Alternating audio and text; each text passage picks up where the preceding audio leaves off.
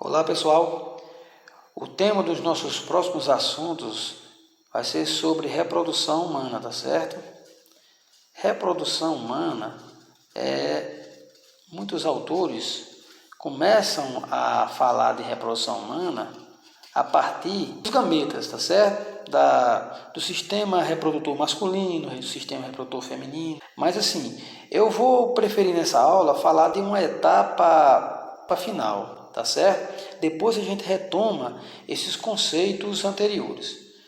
Bem, eu vou falar para vocês sobre o ciclo ovariano. Ciclo ovariano mensal.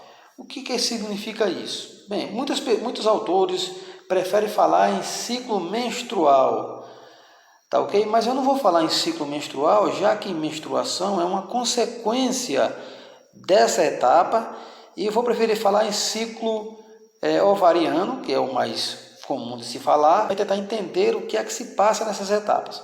Normalmente, pessoal, o ciclo ovariano, ele tem em torno de 28 dias. Um número não é exatamente um número inalterável, não é isso aí.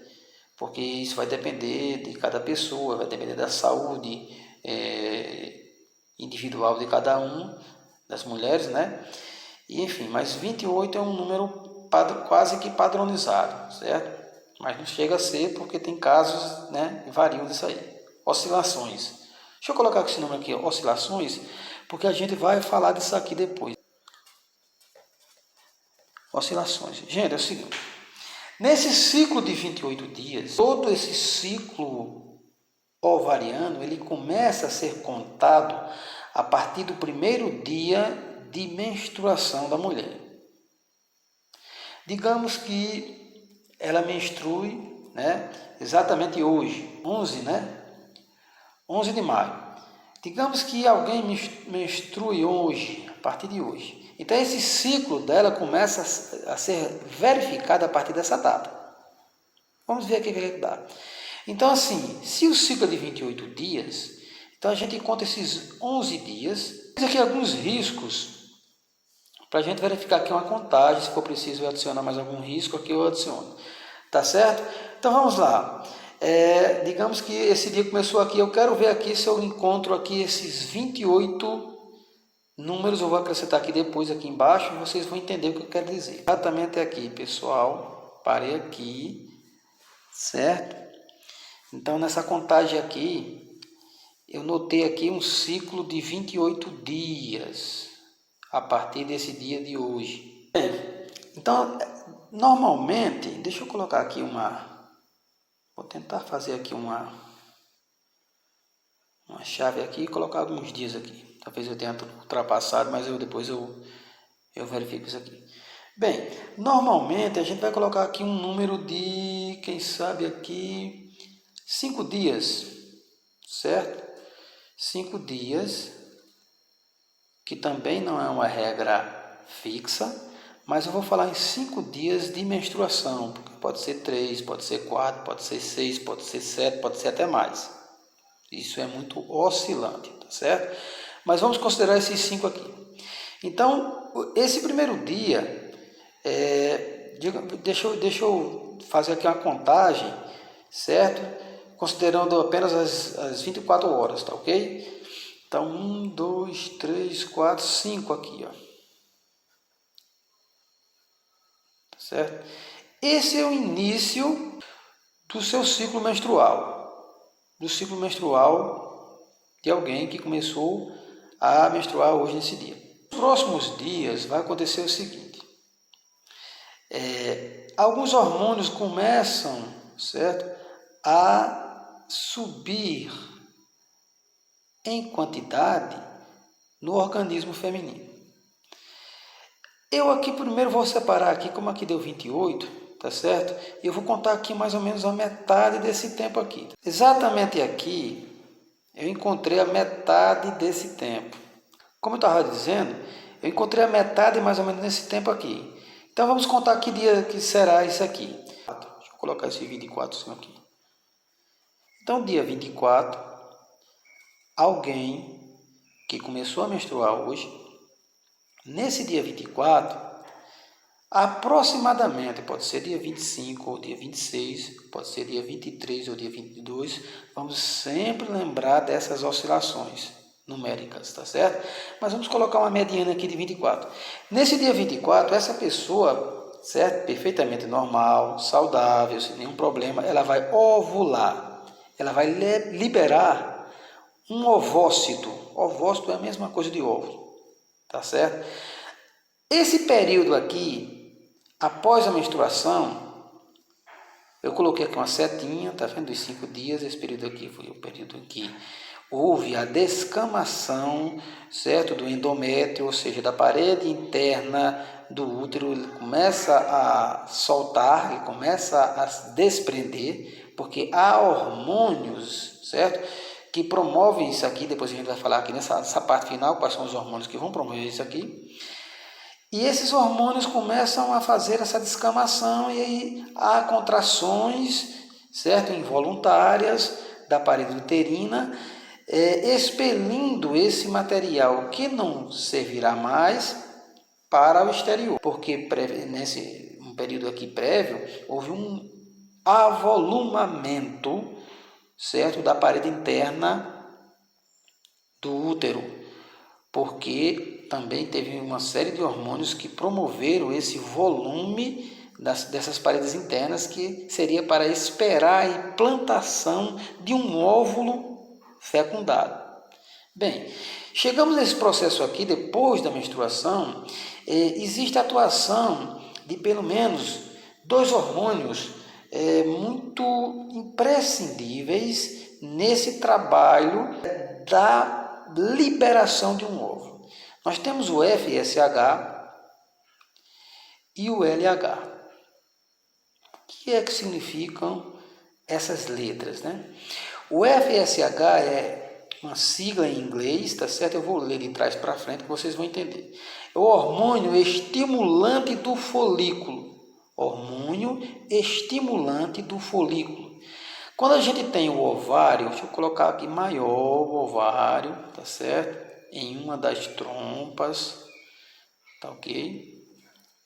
Desenhar aqui toscamente, mas vocês vão depois entender o que eu quero, a minha boa intenção com isso aqui, tá certo? Olha só, isso aqui, tá aqui o ovário, e existem 2 hormônios, né? O hormônio estimulante do folículo e o hormônio luteinizante, tá certo? Eles começam a desenvolver uma pequena protuberância em uma região qualquer desse ovário, certo? E o crescimento dessa protuberânciazinha, um amontoado, um aglomerado de células, certo? Ele vai se tornar maduro, ao ponto de no seu interior haver também em processo de maturação um óvulo.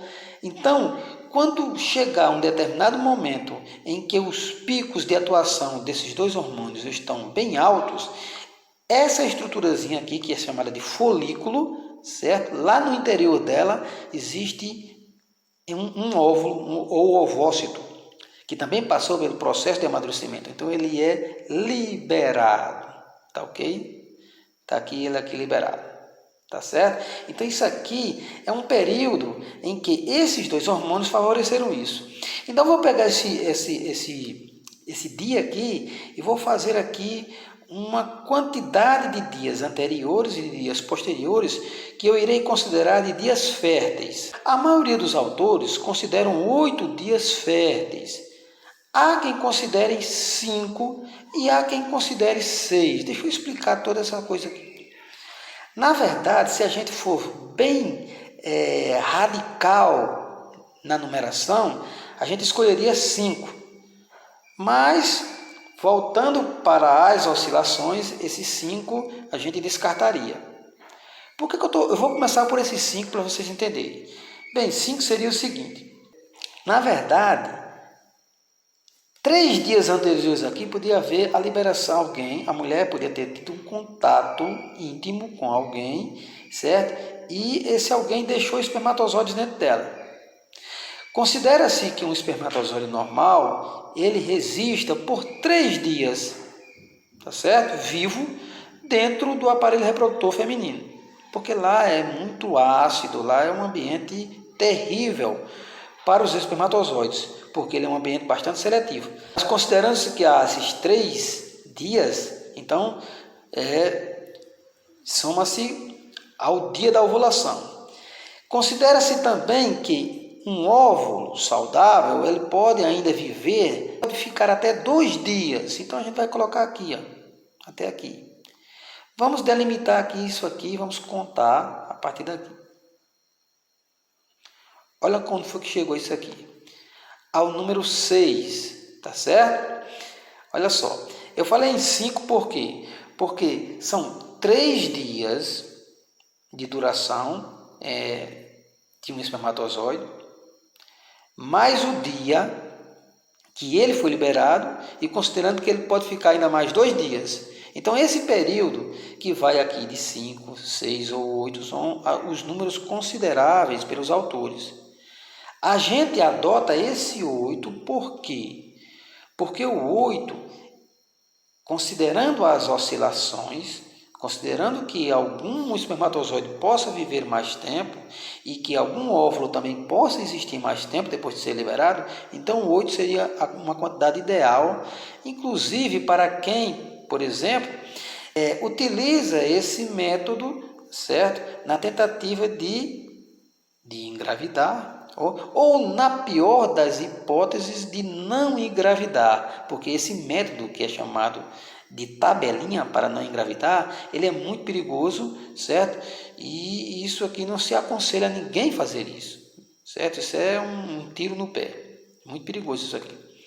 Então é o seguinte, após essa liberação do ovócito, tá certo? E que o ovócito ele não encontrou nenhum espermatozoide, ou seja, essa mulher que menstruou a partir de hoje, ela não tem contato íntimo com ninguém, tá certo? Então ela não vai ter uma gravidez. Então esse material previamente formado para acomodar uma vida, uma gestação, esse material não vai ser mais necessário.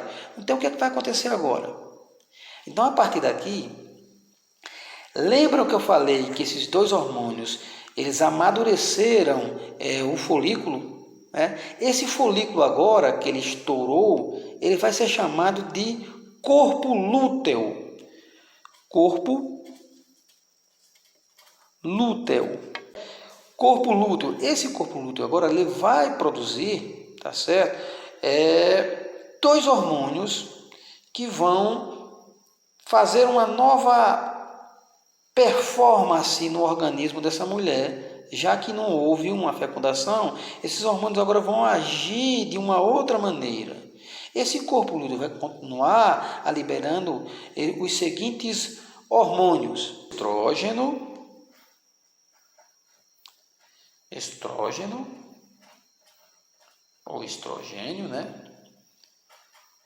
Tá certo? E a progesterona. Então, o que é que vai acontecer com isso aqui? Esses hormônios, eles vão, a mulher agora vai, já que não houve uma fecundação e o seu útero estava com uma densidade bem maior do que no início do processo, ele agora vai ficar em um estágio onde ele vai começar lentamente a se degenerar.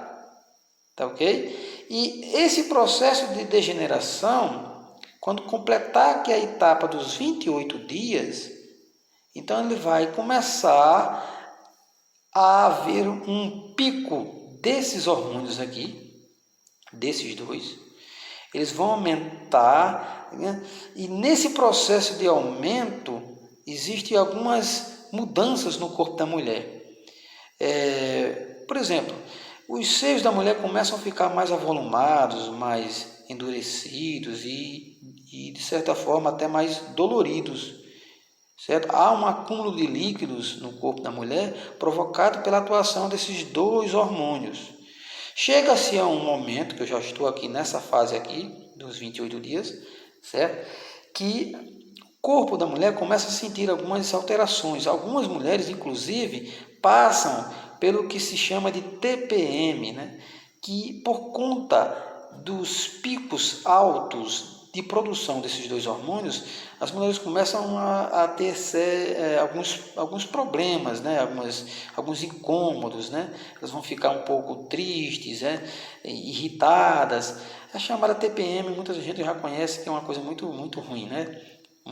E além disso, já é acompanhada de dores, né? A tensão pré-menstrual também tem, devido a certas contrações lá no útero, porque isso aqui também vai, certo, promover contrações no útero para que o material que foi preparado previamente para acomodar uma futura vida, esse material não vai ser mais necessário, então ele vai ser eliminado. E esse processo gera alguns incômodos, inclusive dores, porque há contrações internas. E, finalmente, o final desse processo é o início de uma nova menstruação. Então, assim, a aula sobre reprodução humana, falando do ciclo ovariano, né, ela tem alguns assuntos a mais a ser tratados. Mas, por enquanto, a gente fala só sobre isso aqui. Na próxima aula, a gente vai falar mais um pouquinho sobre esses hormônios, tá certo? E vamos falar também nos níveis desses hormônios. Vou mostrar um pouquinho dos níveis deles. Eu vou tentar fazer um esquema onde eu vou colocar esses níveis nos picos altos, né, e nos vales, para entender o processo de construção de todo esse aparato, né, do organismo feminino, né, do organismo reprodutor feminino, certo? Para propiciar uma possível gestação. Então essa foi a nossa breve aula e até uma próxima vez.